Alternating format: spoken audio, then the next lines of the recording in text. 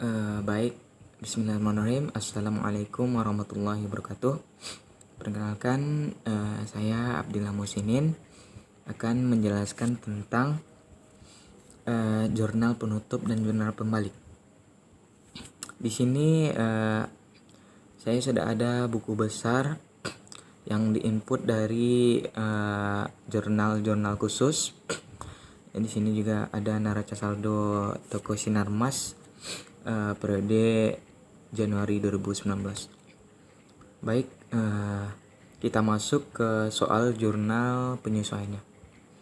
Nomor 1, stok persediaan barang dagangan dinilai seharga 4 juta. Gunakanlah metode ikhtisar laba rugi.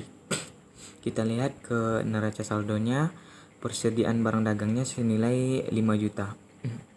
Di sini salah, masuk debit karena yang benarnya ikhtisar laba rugi masuk ke debit senilai 5 juta dan persediaan barang dagang awalnya masuk ke kredit senilai 5 juta.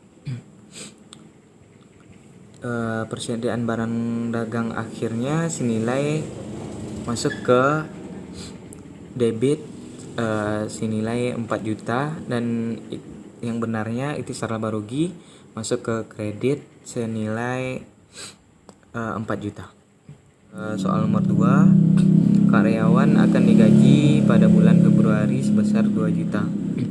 Di sini masuk ke jurnal penyelesaiannya, masuk ke beban gaji di debit sebesar 2 juta dan utang gajinya sebesar 2 juta juga di kredit. Soal nomor 3, perlengkapan yang tersisa senilai 1 juta rupiah. Kita lihat di neraca saldo, perlengkapan senilai di debit 1.500. Jadi di jurnal penyelesaiannya dikurangi 500, beban perlengkapannya terletak di debit sebesar 500 dan perlengkapan terletak di kredit sebesar 500 juga. Selanjutnya sebesar 10% peralatan disusutkan katanya. Masuk ke neraca saldonya. Di sini peralatan masuk di debit sebesar 6 juta. Jadi disusutkan sehingga 10%, disusutkan 10% sehingga jadi 600.000 seperti ini. Masuk ke soal nomor 5, awal bulan Januari asuransi dibayar periode 1 tahun. Di sini asuransi masuk ke kredit dan beban asuransi masuk ke debit. Karena baru Januari periode awal tahun, jadi 1/12 dikali dengan asuransi dibayar di muka sebesar 1.200.000 di debit, jadi hasilnya 100.000.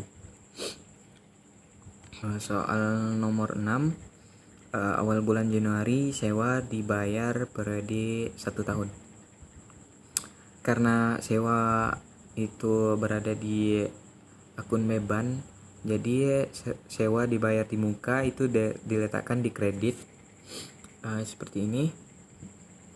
Sewa dibayar di muka diletakkan di kredit dan beban sewa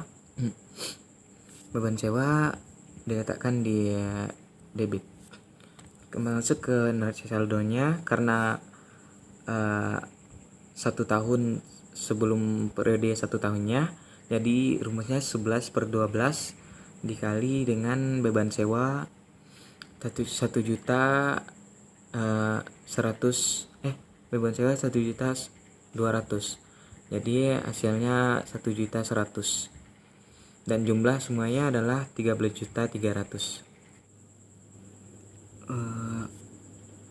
Masuk ke worksheet.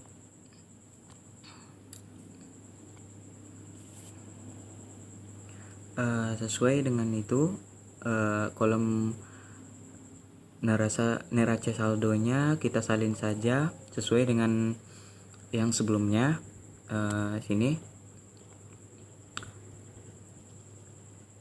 Jika ya disalin untuk kolom jurnal penyesuaian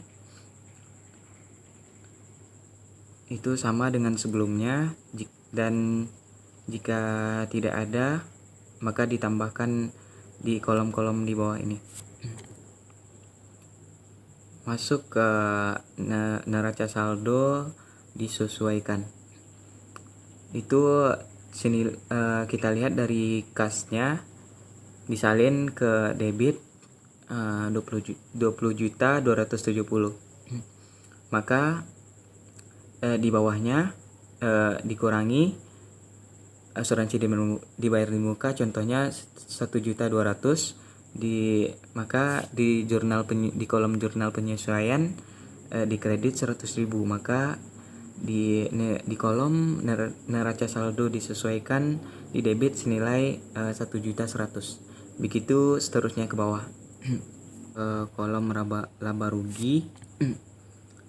Untuk kolom laba ruginya kita salin dari nomor akun 411 sampai 615.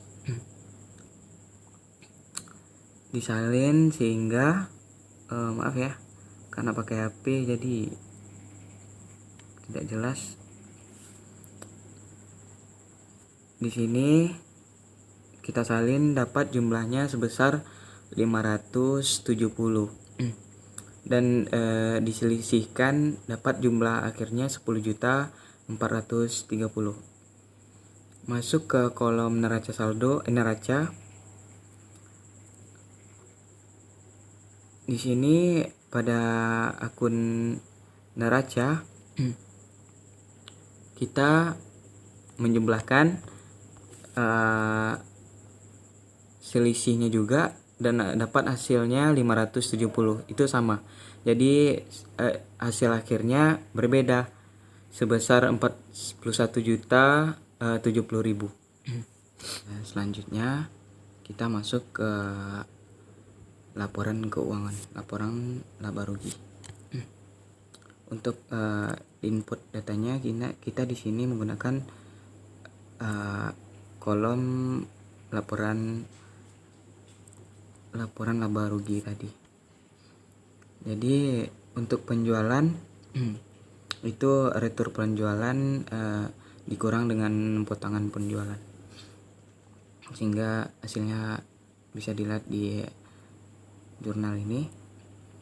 Untuk penjualan bersih, persediaan barang dagang awal, yaitu pembelian dikurang dengan retur pembelian, persediaan barang dagang awal dikurang dengan potongan pembelian.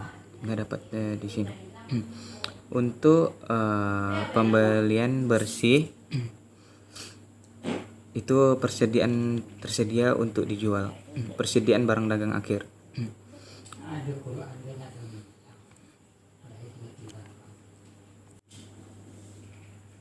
Kita bisa melihat di worksheet persediaan barang dagang akhir sebesar 5 juta itu dikurang dengan laporan keuangan itunya barangan tersedia untuk dijual sebesar 9.870.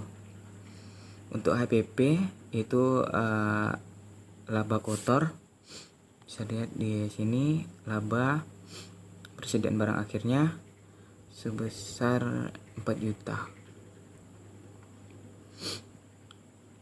Untuk laba bersih, laba kotor dikurang dengan semua beban, semua akun bebannya.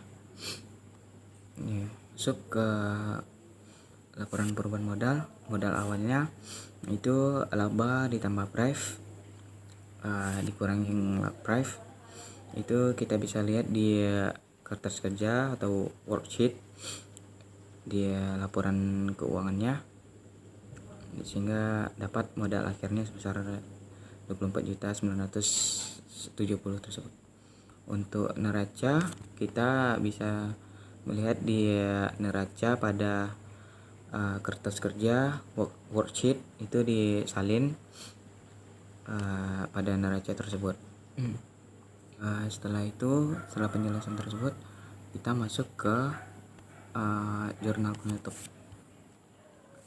Jurnal penutup ini kita masukkan dari kertas kerja yang dari kolom laba rugi. Kolom laba rugi itu yang pada pada debit kita di worksheet terdapat di kolom laba rugi yang di debit kita pindahkan ke jurnal penutup.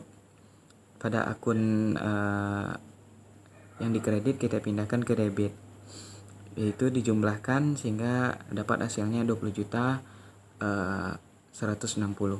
Begitu juga dengan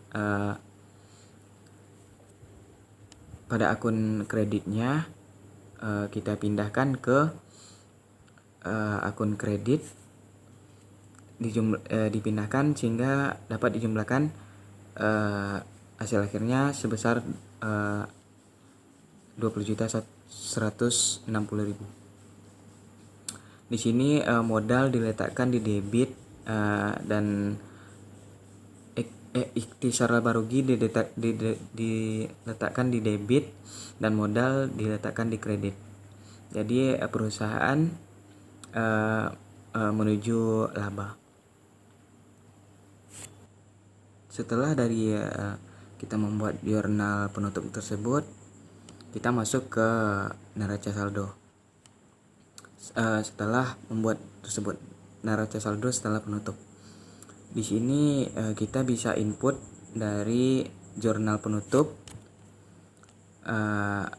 dan laporan keuangan neraca yang telah disesuaikan tersebut. Ini kita pindahkan ke neraca saldo setelah penutup.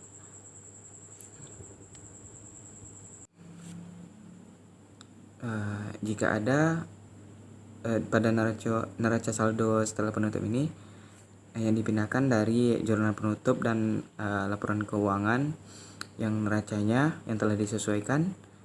Jika ada akun debit atau kreditnya yang sama dan diselisihkan, maka tidak dicatat lagi, sehingga hasil akhir dari tersebut adalah 40.770. Setelah kita membuat kolom neraca saldo setelah penutup ini, kita masuk ke jurnal pembalik. Kenapa bisa ada jurnal pembalik setelah jurnal penyesuaian? Karena kita bisa melihat di sini adakah utang atau akun beban yang belum disesuaikan. Makanya terdapat jurnal pembalik, yaitu utang gajinya sebesar 2 juta di debit dan beban gajinya sebesar 2 juta di kredit.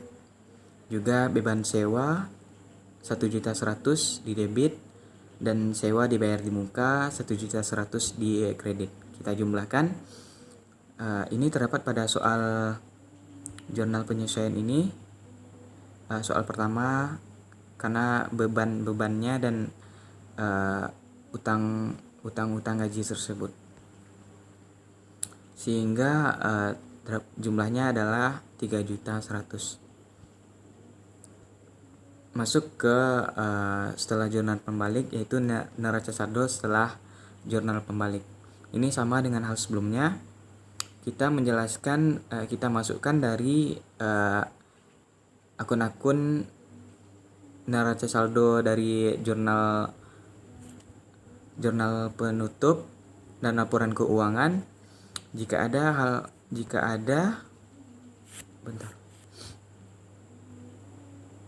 neraca saldo setelah pembalik.